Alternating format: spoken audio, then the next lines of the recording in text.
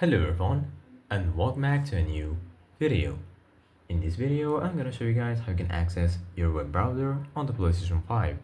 So if you guys want to learn how to do it, just follow the steps that I'm gonna show you. As you can see guys, I'm right now on the PlayStation 5 and this is how the homepage looks like. So right here in the left you're gonna find PlayStation Plus and also PlayStation Store. Here you're gonna find your games and applications, and if you go here to the right you're gonna find your game library. That includes all of your installed games and apps. Right here at the top, you're gonna find all of the sections. Here you're gonna find games, media, search, settings, and lastly, right here you're gonna find your profile icon.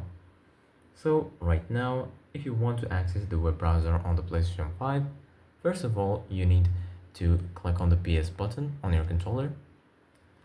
And then once you do that, right here in the bottom, as you can see guys, you're gonna find the home section. Here you're gonna find switcher, notifications, game base, music, downloads and uploads, sound, mic, accessories, and here you're gonna find your profile icon. So right now go ahead and click on game base, and then once you do that, right here you're gonna find friends. Here you're gonna find messages, parties. Right here you're gonna find Discord.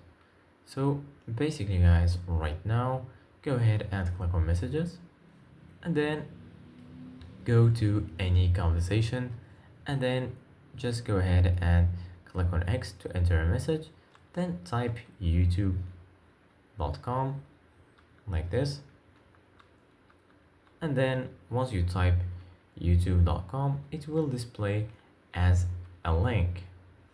You can also send it from your application on your phone.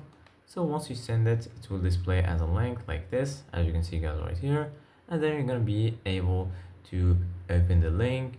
And right now, as you can see guys, we are in the browser. So this is it guys for today's video. Thank you guys for watching. See you guys in the next video.